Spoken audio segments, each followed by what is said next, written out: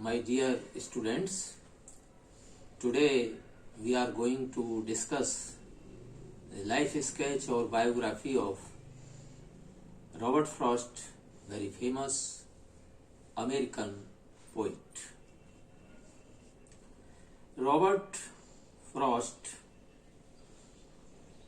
was born on the 26th March 1874 in San Francisco in California. He was born as a first child and he was very sickly and neurotic child since birth. Now I am going to tell you why he was named as Robert Lee Frost.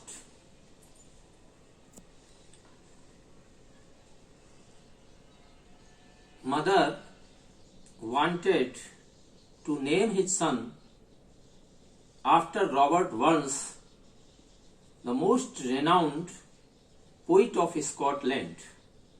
On the other hand, the father liked to name his son after General Lee.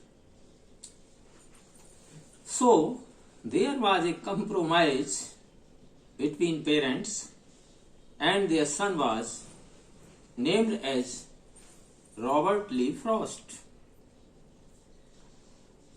Unfortunately, the father died of tuberculosis (TB) in 1885 when Frost was only 11 years old. Now the mother with his family shifted to New England. He was educated at the grammar school of the village for a few years. In 1892, he joined the Dartmouth College, but he left it to earn his bread and butter in various ways. In the same year, 1894, he left college but published his first poem, My Butterfly. In the same year, 1894, he also published 6 of his lyrics in a booklet entitled To Write. In 1895, he married beautiful Eleanor White, his classmate. In 1906, he became a prey to severe and almost fatal attack of pneumonia. And he was so much depressed that he thought of committing suicide also. The doctors were surprised at his survival. He turned more and more to poetry, but as a farmer and as a poet, couldn't be able to make both ends meet. He turned to teaching, but atmosphere of the family was not favorable or congenial to him. So that's why he left that job.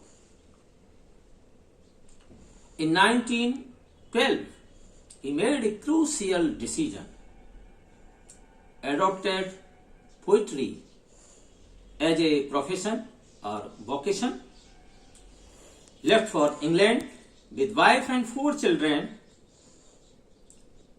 In 1913, his poem A Boy's Will And in the very next year, in 1914, another collection of poems, a booklet as North of Boston, were published, and from this year he became a very famous poet of America. In 1916, he was elected the membership of the National Institute of Arts and Letters, and in 1930 to the membership in the American Academy. He was a professor of English at Amherst University from 1923 to 1928. In 1940, he started farming and built a typical bungalow